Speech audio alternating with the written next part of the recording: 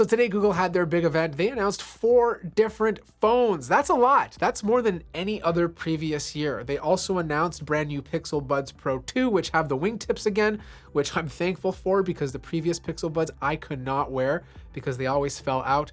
On top of that, you now have another option for the Pixel Watch. The Pixel Watch 3 will come in 2 sizes, 41mm and 45. The Pixel 9 lineup, though, did get a bit of a design change. The overall aesthetic is still very Google-esque, but on the back, the visor no longer spans the entire body. They reduced it on the left and right so it fits a bit more into the center. Personally, I think it looks fine. It looks more like a cyborg than it did before, but the good news is the phone will still never rock on the table, which a lot of other phones do. I want to start with the Pixel 9 because that got the least amount of changes. They did increase the weight from 187 grams to 198. So it's slightly heavier, but the reason being is because they increased the display size. So the previous Pixel 8 had a 6.2 inch display.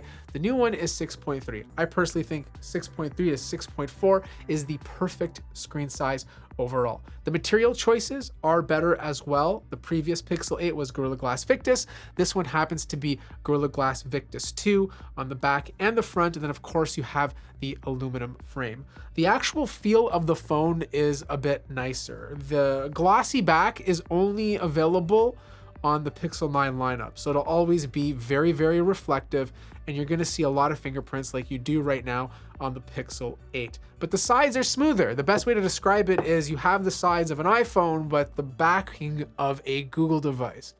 And it will feel a little slightly taller, but it's going to be thinner overall. The display also got upgraded. It's still 120 Hertz. It's still OLED. It's still 1080p-ish, but it's brighter now. So it's gonna be better outdoors. Before, we were looking at like 1400 nits of SDR brightness, which is still really good, but now that's being bumped up to 1800 nits. Peak brightness, which is also going from 2000 nits to 2700 nits. So if you're watching like HDR content, it's going to look even better on these new devices. Now, I don't have a lot of information about the Tensor G4 yet. I'm saving that for my full review, but based on the leaks I've read, the overall performance uplift doesn't look to be that drastic this year. Apparently that's gonna be with the G5, but obviously it's gonna be faster than the G3 that we're currently using.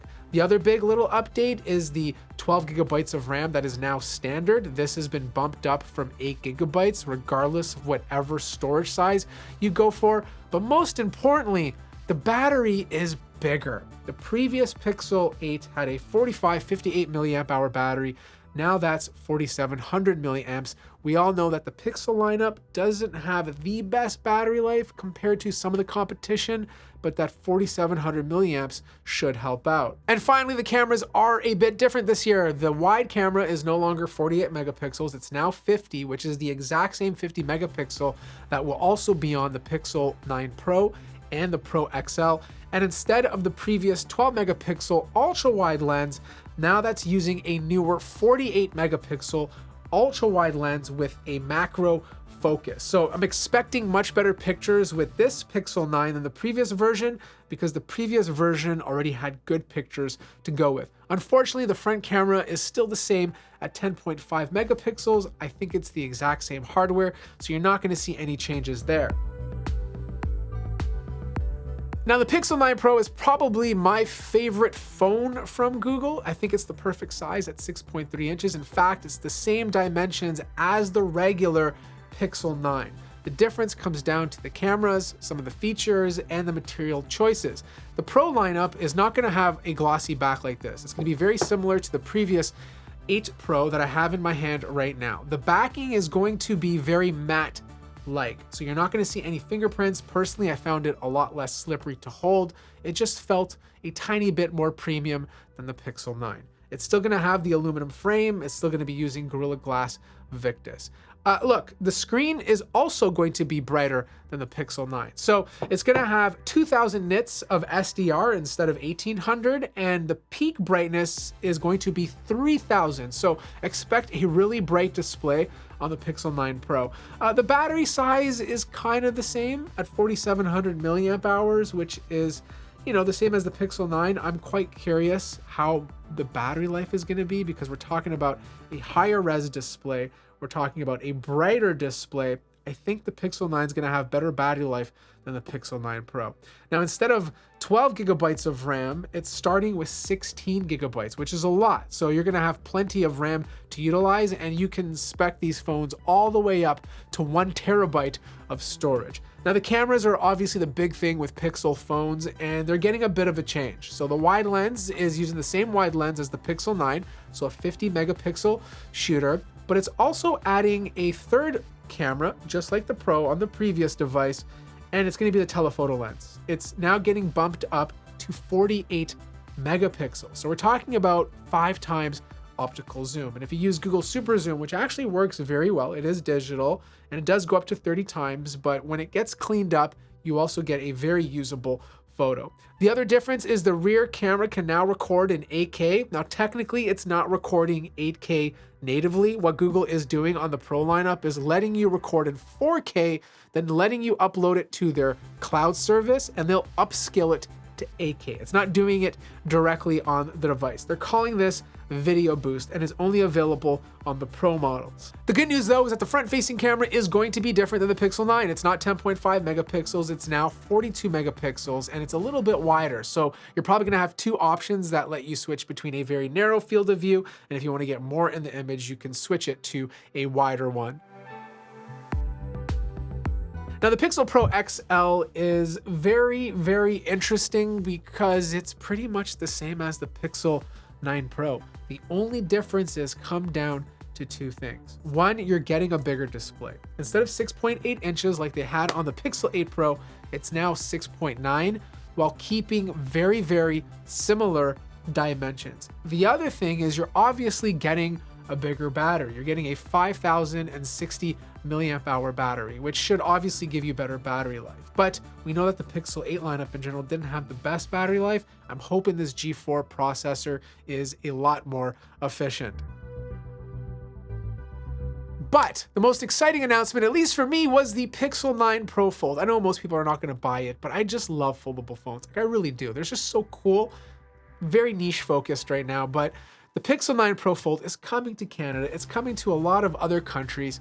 It's retailing for $17.99, so this is $100 cheaper than the recently announced Z Fold 6, and that will net you 256 gigabytes of storage and 16 gigabytes of RAM. The big difference this year is they changed the design. It's not like the Z Fold 6, it's a lot more like the OnePlus Open. Now here's the thing, I personally think the OnePlus Open still has a better design in a lot of ways. Now, right off the bat, the front display on the Pixel 9 Pro Fold is beautiful. It's just that this side over here where I'm pointing on the OnePlus Open, the bezel creeps into the display, making the phone a little bit wider. But because it doesn't have this nasty camera bump on the back, they move the camera to the left-hand side, holding the phone feels flatter. Like, it's a very thin foldable phone. Like, I found it very comfortable to hold. It was almost like holding a regular phone. It was like pretty close to holding a Z Fold 6, but not as wide, which was so much better. Like, I love this thing, but the Fold felt, or like the Pixel Fold just felt better to hold. Now, the display is going to be 6.3 inches, just like the OnePlus Open. You're going to have very similar stats to the regular Pixel 9 on that display. So 1800 nits of SDR, 2700 peak.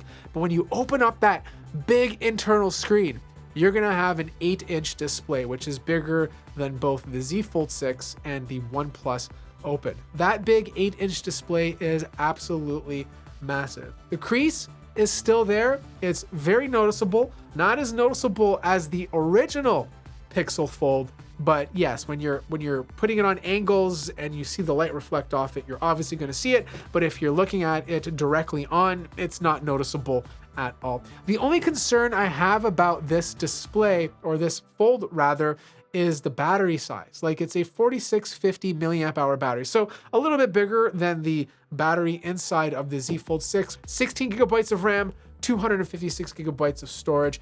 The cameras are a little disappointing. I'm sure it's going to take great photos, but they're not the same cameras as the Pixel 9 Pro. Like, we're talking about a 48 megapixel wide lens, so probably the same camera as the Pixel 8 from the previous year. You have a 10.5 megapixel ultra wide lens, And then you have a 10.8 megapixel telephoto lens that is apparently capable of doing 5 times optical. The front camera is 10 megapixels, the inner camera is 10 megapixels, so I'm expecting those cameras to be better than the inner camera on the Z Fold 6. The good news though is that the phone itself is IPX8 water resistant. So not dust resistant, but it could withstand some water. I don't suggest you drop it, but at least it has it.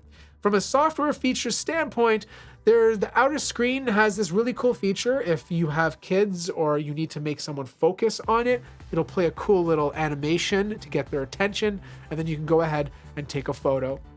I like the design of it. I think it's the right direction that Google's going in. It's way better than the Z Fold 6. Like, I like holding this, I just don't like this front display, and that front display is gonna feel a lot more like the OnePlus Open, but also feel much better to hold overall because you don't have this massive zit on the back getting in the way of your hand. So yeah, that wraps up my first impressions and look at the Pixel 9 and Pixel 9 Pro Fold lineup.